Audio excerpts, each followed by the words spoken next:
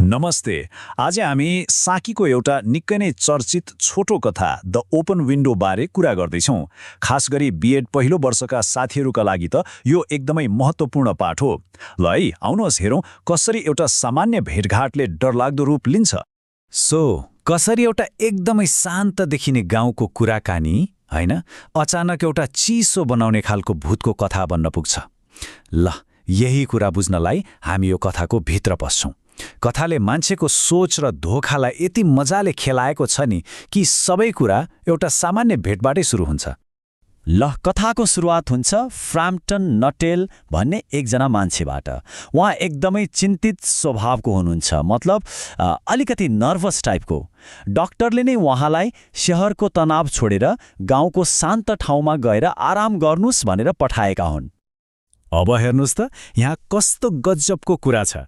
एकातिर छन् हाम्रा नर्भ क्योर खोज्दै आएका एकदमै चिन्तित फ्राम्पटन, अर्कोतिर छिन् 15 वर्षकी सेल्फ पोजेस्ड भनिने एकदमै आत्मविश्वासी भेरा। उनीहरूको स्वभावमा आकाश जमिनको फरक छ, होइन त? हो, यही फरकले नै कथाको पुरै जग बसाल्छ। ल, अब कथा अघि बढ्छ। फ्राम्पटन घरकी मालिकनी मिसेस स्यापल्टनलाई पर्खिरहेका हुन्छन्। त्यही बेला उनको भेट हुन्छ 15 वर्षकी भान्जी भेरासँग। अब भेरा साधारण केटी होइनन्, उनी निकै चलाक छिन्। उनले एकै नजरमा फ्राम्पटनको स्वभाव पत्ता लगाइहाल्छिन् कि यो मान्छे त अलि चिन्तित छ, जे भन्यो त्यही पत्याउने खालको छ। अब फ्राम्पटन त्यो ठाउँमा पुरै नयाँ मान्छे हुन् भन्ने थाहा पाएपछि भेरालाई के चाहियो र? उनले आफ्नो मनोरञ्जनको लागि एउटा मौका देख्छिन् अनि कोठाको त्यो ठूलो खुला फ्रेन्च विन्डोतिर देखाउँदै एउटा कहाली लाग्दो दुःखद कथा सुनाउन सुरु गर्छिन्। भेराले कथालाई यस्तो तरिकाले प्रस्तुत गर्छिन् कि पत्याउनै पर्ने। उनले घटनाको पुरै टाइमलाइन नै बनाइदिन्छन्। 3 वर्ष अघि उनी भन्छन् आन्टीको श्रीमान र 2 भाइहरू यही झ्यालबाट शिकार खेल्न गएका थिए, तर त्यो साँझ उनीहरू कहिल्यै फर्केनन्, दलदलमा हराए। त्यसैले आजसम्म पनि मेरी दुखी आन्टी हरेक साँझ उनीहरू फर्किने आशामा यो झ्याल खुल्लै राख्नुहुन्छ। कस्तो विश्वास लाग्दो, होइन? र उनको कथा बुन्ने कला हेर्नुस् त। कथालाई साँच्चीकै जस्तो बनाउन उनले साना साना तर एकदमै महत्त्वपूर्ण विवरणहरू थप्छिन्। जस्तै श्रीमानले लगाएको सेतो वाटरप्रुफ कोट, कान्छो भाइ रोनीले गाउने गरेको गीत, अनि उनीहरूसँगै गएको सानो खैरो स्प्यानियल कुकुर। यस्ता कुराले त कसलाई पत्यार नलाग्ला र? अब फ्राम्पटन त त्यो दुःखद कथा सुनेर पुरै भावुक भइरहेका हुन्छन्। ठिक त्यही बेला मिसेस स्यापल्टन कोठामा आउँछिन्। अब उनलाई त के थाहा यहाँ भर्खरै उनको परिवारको त्रासदी बारेमा कस्तो कथा बुनियो भनेर। उनी त पुरै बेखबर छिन्। यसले गर्दा वातावरण झन तनावपूर्ण बन्छ।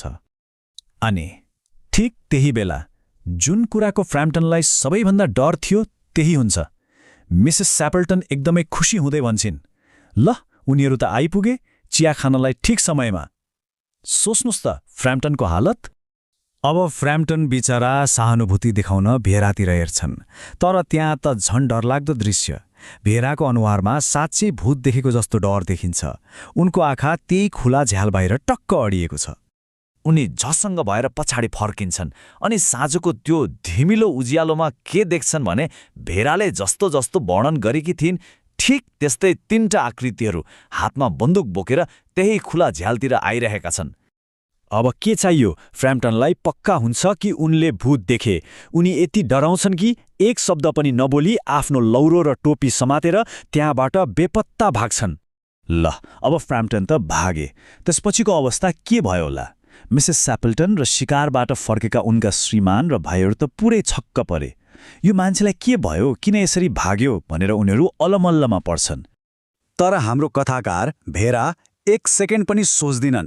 उनले सृजना गरेको यो पुरै गडबडीलाई मिलाउन उनी तुरुन्तै अर्को कथा बनाइहाल्छिन्।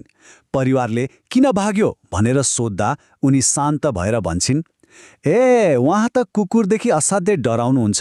हाम्रो स्प्यानियल देखेर भाग्नु भएको हो। त्यसो भए के थियो त यो पुरै घटनाको पछाडिको सत्य? के फ्राम्पटनले साँच्चै भूत देखेका थिए कि अरू नै केही थियो? कथाको अन्त्य हुन्छ यो एउटै लाइनले, romance at short notice was her speciality. अर्थात् छोटो समयमा काल्पनिक कथाहरू बनाउनु उनको विशेषता थियो। यही एउटा लाइनले भेराको हुन् र यो कथाको मूल मर्म के हो सबै कुरा छर्लङ्ग पार्दिन्छ। हो, यहाँनेरि रोमान्स शब्दले प्रेम सम्बन्धलाई जनाउँदैन। यो कुरा बुझ्न एकदमै जरुरी छ। यहाँ रोमान्सको अर्थ हो कल्पनाशील, विस्तृत अनि मनगढन्ते कथाहरू बनाउने कला। यो भनेको फिक्सन अर्थात् कथा सृजना गर्ने कला हो। अन्त्यमा यसले हामीलाई एउटा प्रश्न सोच्न बाध्य बनाउँछ। यो कथा साँच्चै कसको बारेमा हो? धोका खाने मान्छे फ्र्याम्पटनको कि धोका दिने केटी भेराको? कथाको नाम द ओपन विन्डो भए पनि यसको मुख्य केन्द्र त एउटा राम्रो कथाले कति शक्तिशाली र कहिलेकाहीँ त डरलाग्दो असर पार्न सक्छ भन्ने कुरामा छ।